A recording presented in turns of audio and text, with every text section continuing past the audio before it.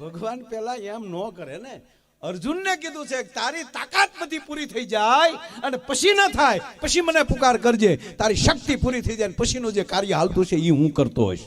પણ ઘરે બેઠા બેઠા કંઈક મારે ભાઈને ઘરે જવું, બહાર નીકળતો આવે બાપ. ત્રીજી વાત, આ કસોટી છે અત્યારે પરિસ્થિતિ. કળયુગ એટલે કસોટીનો સમય. કળયુગ એટલે પરીક્ષાનો સમય. દાખલા તરીકે દાખલો દઉં કે અત્યારે ભગવાન ન બોલે, ગાયો કપાય છે, ભગવાન કઈ ન આવે, ત્રિશુલ લઈને શિવ નો આવે અત્યારે, કારણ કે આપણે એટલા બધાને બનાવીને મોકલ્યા.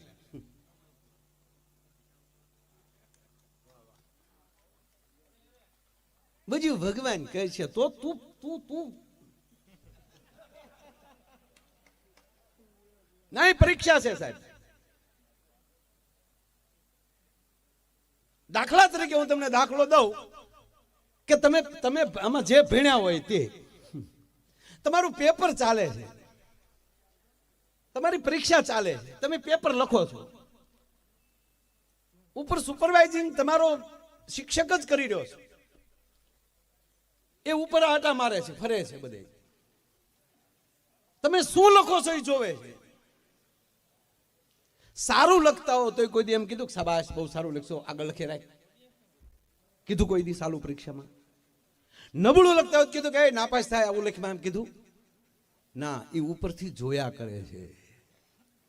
સારું લખો તોય ભલે, નબળું લખો તોય ભલે, ત્યારે તમારો શિક્ષક નહીં કહે, તમારો ગુરુ નહીં કહે. પરિણામ આવે ને ત્યારે ખબર પડે છે. એ પરિણામની રાહ. આમાં કેવા કેવા છોકરાઓએ કોણે કોણે કેવા કેવા પેપર લખ્યા ને પછી ટકાવારી ઉપર બેઠો બેઠો આપશે ને તેદી નાપાસ થાઉં તેદી ખોટમાં જાઉં. માટે આ પેપરમાં નાપાસ કોઈ ન થતા એ ધ્યાન રાખજો. સમય આવી જાય, મૃત્યુ એક દી છે એ વાત સાચી છે, પણ હારા વાઘા પહેરીને મરશું ને તો સમાજ તિથિઓ ઉજવશે. આવા મહાપુરુષોના ચરણોમાં રહીને બેસશું ને તો માણસો યાદ કરશે. આ ચોખા છે ને, હું 1 મહિનાથી બાપુ આ ચોખા અરે રમું છું. હમણાં રોજ પૂંજા બેઠ લઈને જે વસ્તુ હાજર ન હોય ત્યાં લઈ જાઓ ચોખા જાય છે. બોલ તો ચોખાઈ પણ શેમાં ભળે છે એના ઉપર આધાર.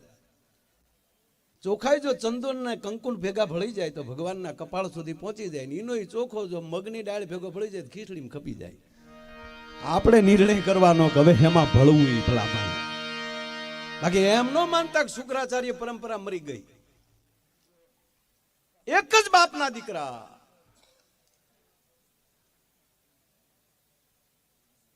ખાલી માવું જુદી જુદી.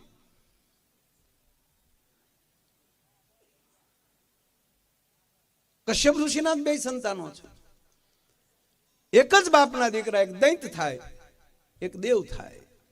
એક દેવ પરંપરા ચાલે, એક દૈત પરંપરા ચાલે. એક જ બાપના, આપણી જ જેવા કપડા, આપણા જ વાઘા, આપણી જ જેવા.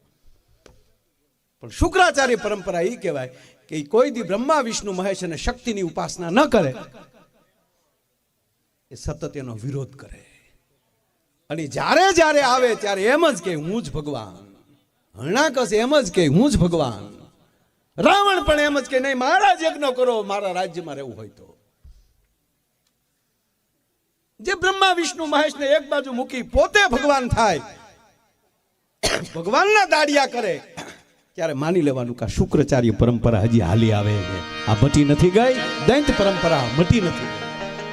એની વચ્ચે નિર્ણય આપણે કરવાનો, કહેવાનો મતલબ આ છે. એટલે કવિ કે એની ભેળા વસનારા પણ ભરમાણા. અને મને પાછું એવું છું કે ઓલો હનુમાનજી જતા હતા લંકામાં, પણ સોરી લંકાથી જતા હતા સંજીવની લેવા, ત્યારે રસ્તામાં કોણ મળ્યું ને?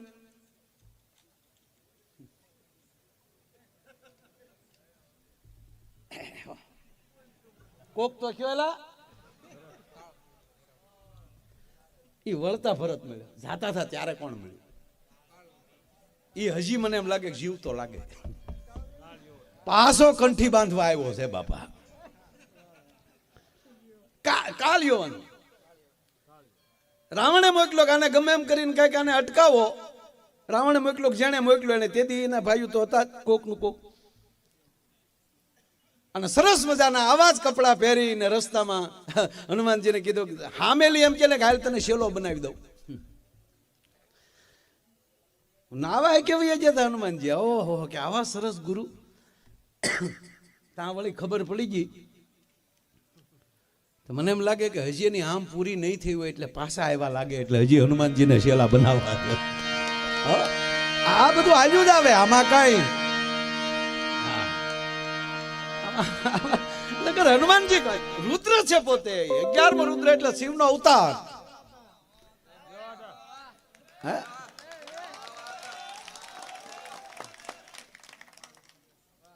આ જેવી તેવી વસ્તુ છે.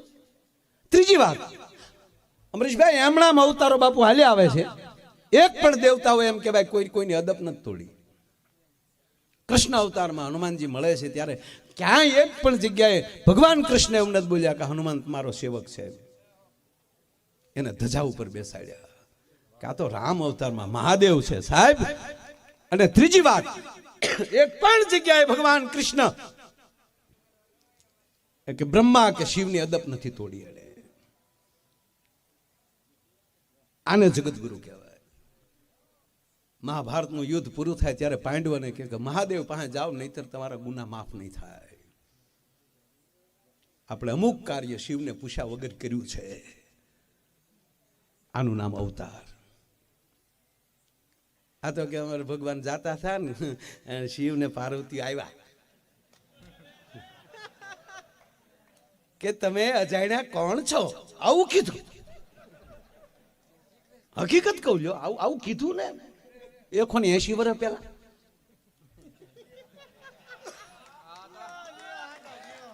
ના હવે આ ચાલુ કરવું પડશે સાહેબ, મરી ગયા હમણાં.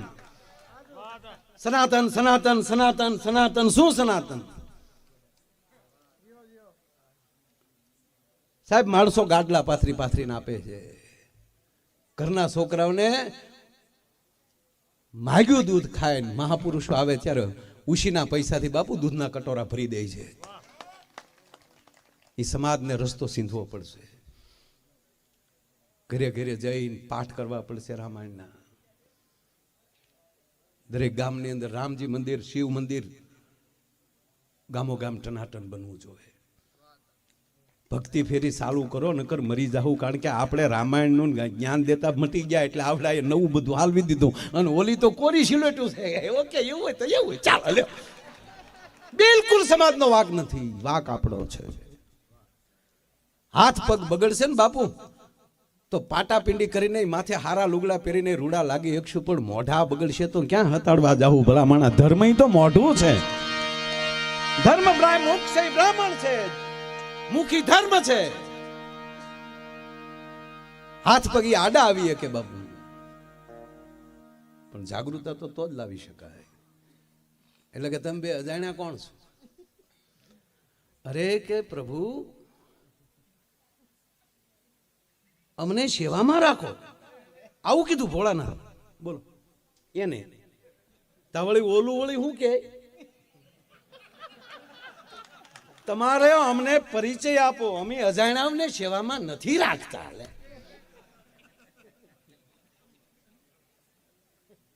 વાહ, કામદેવ જેવો એની પાસે ન જઈ શકે. ભસ્માસુરના બાપની તાકાત નથી ભલા માણસ મારી ભવાનીની સામો જઈ શકે. એ તારા શરણ દબાવવાની વાતો કરો છો.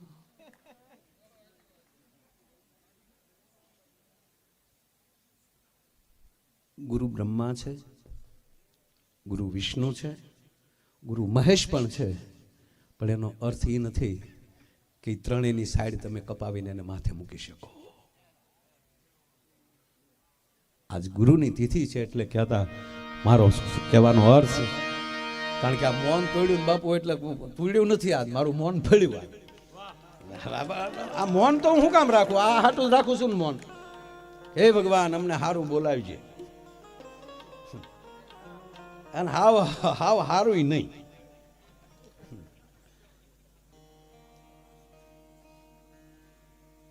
હું આજ બોલો વિષ્ણુ ભગવાનને સાંભળતો હતો. એટલે કે આ પ્રાણાયામ ને બધું કરાવે ને આપણે પૂજા પહેલા, તો પ્રાણ વાયુ એને સાદી ભાષામાં શું કહેવાય? શ્વાસ. અને શ્વાસમાં વિશ્વાસ આવે, એ વિશ્વાસ વધારવાનું કોઈ કામ કરતું હોય તો એ પૂજા અને પ્રાણાયામ છે. અને વિશ્વાસ શેમાંથી? વિશ્વાસ વધતા વધતા એને હાદી ભાષામાં શું કહેવાય કે ભરોસો. આપણો ભરોસો વધે, આપણો વિશ્વાસ વધે. બાકી જો ભરોસો જ ન હોય, અમુક જો તમે આપણે અમુકને આપણે જોયા છીએ, અમુક હાવ ભરોસા વગરના. આપણે કે મેં થાય થાય ત્યાં, આપણે કે ન થાય તો નોય થાય. એટલે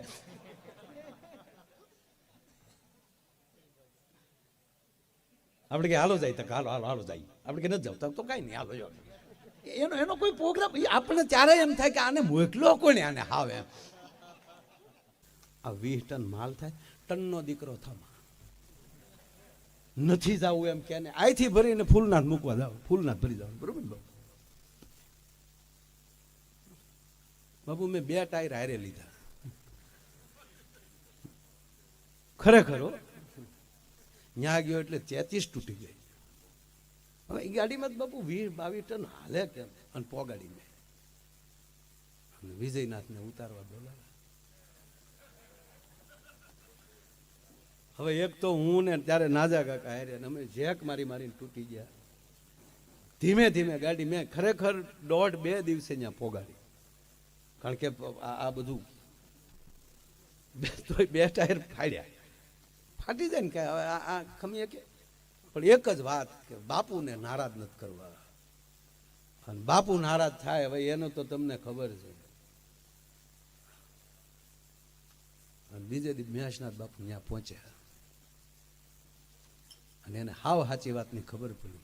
બાપુ કોઈ દી ફોન ન કરે કોઈ. એલા માયા, એ સારું, હવે તારે ગાડી હાંકવી નહીં પડે. હવે 33નું વેલ્ડિંગ મેં બહાર કરાવ્યું. પાછી એ શેઠને ખબર પડે, અમારા ભાગીદારને, તો એ તરત કહે કે તમને કોણે મોટી માના દીકરા કર્યા હતા. અને પાછું ગાડી માથે સંત પ્રેમી લખેલું એટલે પાછા શેઠ કાર્યકર કે હા તમે તો સંત પ્રેમીના દીકરા ને. ટૂંકી વાત એટલી છે, વાત કરવા બેસી તો ખૂબ થતું થાય. જેને ભરોસો હોય, કડવી વેલનું તુંબડું એમ કહેતું હોય, હું કડવી વેલનું તુંબડું છું પણ આવું છે તમારી સાથે.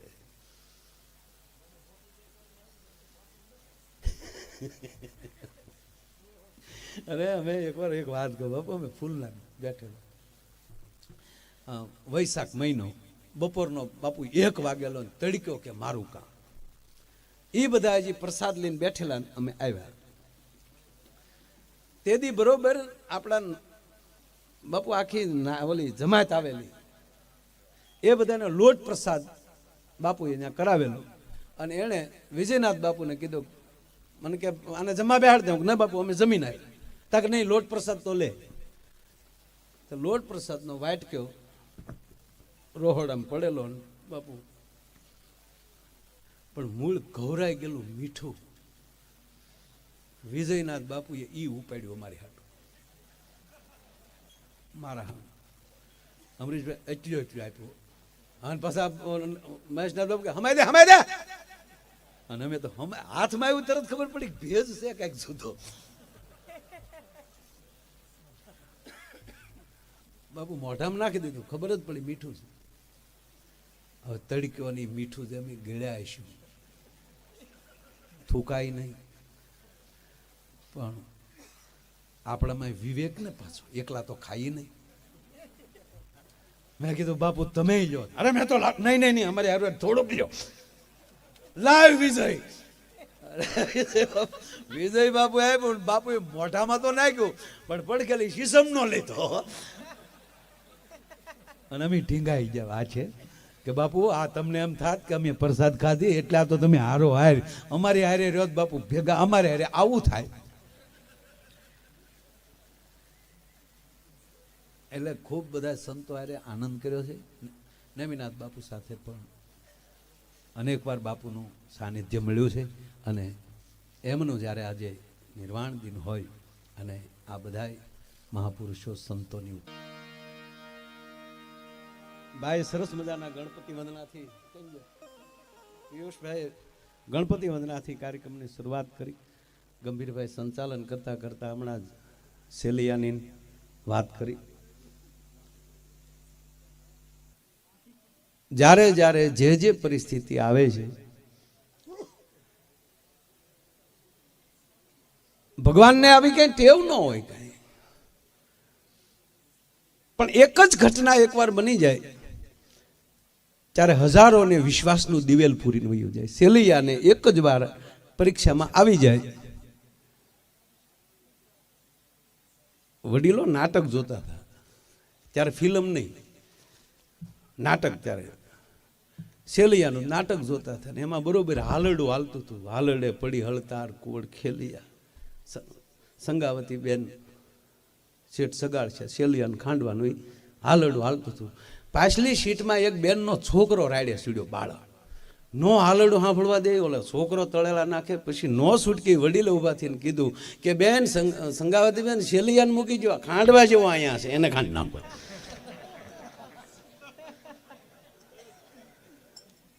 હકીકત બનેલું.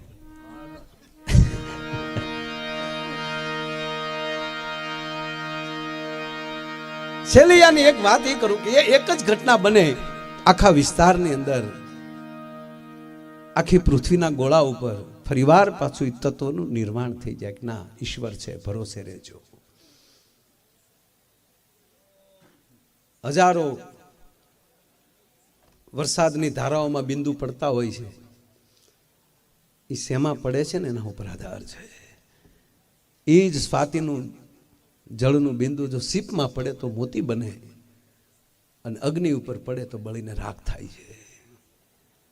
હજારો ફૂલડા ખીલે છે, દરેક ફૂલ ભગવાન શિવ ઉપર કે ઈશ્વર ઉપર નથી ચડતા, કઈક પગના તળિયે ચોળાઈ જતા હોય છે.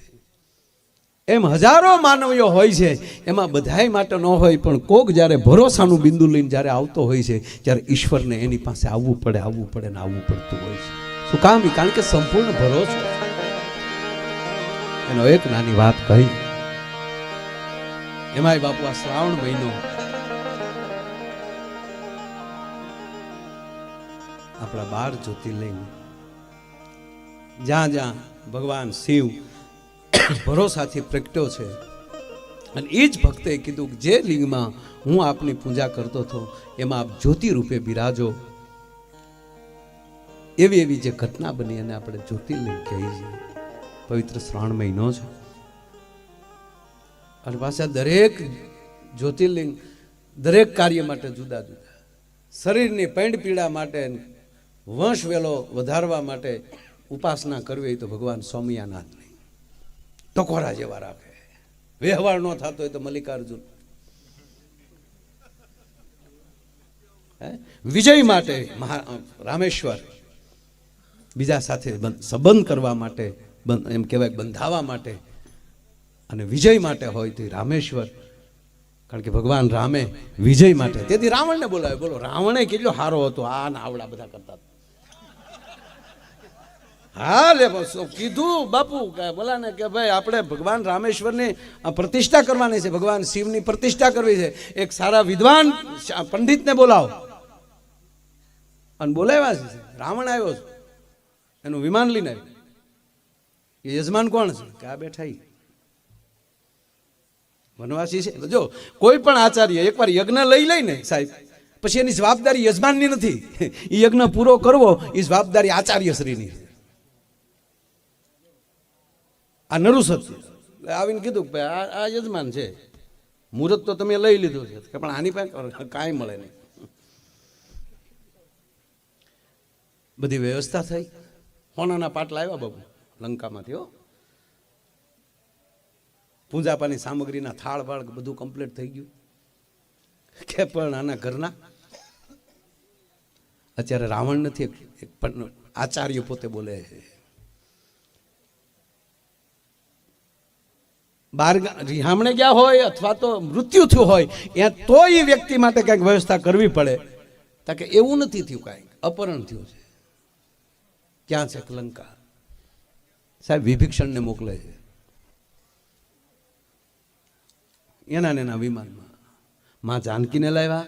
બાપુ પ્રતિષ્ઠા પૂરી થઈ, ભગવાન શિવની પ્રતિષ્ઠા થઈ ગઈ. અને ત્યારે ભગવાન રામ એમ કહે છે, આચાર્ય શ્રી આપને શું આપું? આપને દક્ષિણામાં શું આપવું? ત્યારે રાવણ કહે છે, યજમાન આપણી પાસે કાંઈ નથી, તમારી પાસે ભાવ સિવાય બીજું કાંઈ નથી, પણ એક આચાર્ય તરીકે હું કહું છું, માગી લ્યો, તમને હું શું આપું? યજમાન માગો કે આપને જે આપવું હોય તે. તેથી રાવણ બોલ્યો છે, તમે જે કાર્ય માટે શિવની સ્થાપના કરી છે એ તમારું કાર્ય સિદ્ધ હો, કાર્ય સિદ્ધ હો, કાર્ય સિદ્ધ હો. જે સમયે જે પાત્રતા મળી જાય એ પાત્રતા એમ કહેવાય જે માણસ ભજવી લે. એટલે કવિ કહે છે જેને ભરોસો હોય, એને લાગણી હોય.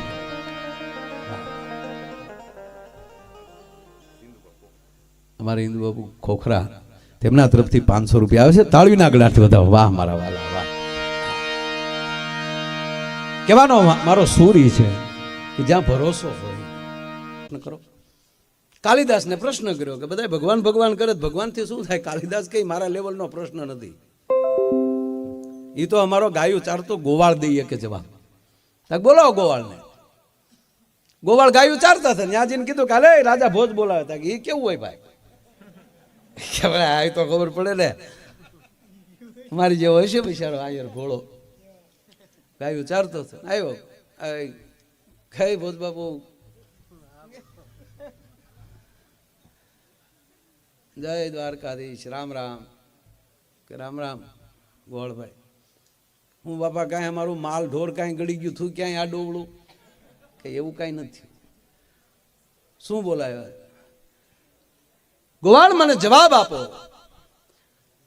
બધા ભગવાન ભગવાન ભગવાનનું સ્મરણ કરે છે, ભગવાનથી શું થાય? અને હવે ગોવાળ બોલે છે, મહારાજ માફ કરજો, શિક્ષક બનીને પૂછો છો કે વિદ્યાર્થી બનીને? રાજા ભોજને આંચકો લાગ્યો. હા હા હા, કે ભાઈ ગોવાળ શિક્ષક બનીને વિદ્યાર્થી બનીને એટલે? મહારાજ માફ કરજો, વિદ્યાર્થી બનીને પૂછે ને એ કહેવાય કે જેની પાસે જવાબ નથી, કેવલ પ્રશ્ન ઉત્પન્ન થયો છે અને જે પૂછે છે એને વિદ્યાર્થી કહેવાય. એની પાસે જવાબ નથી, કેવલ પ્રશ્ન છે, એને જાણવું છે. અને શિક્ષક એને કહેવાય કે એની પાસે જવાબ પણ છે અને બીજાને પ્રશ્ન પૂછે છે.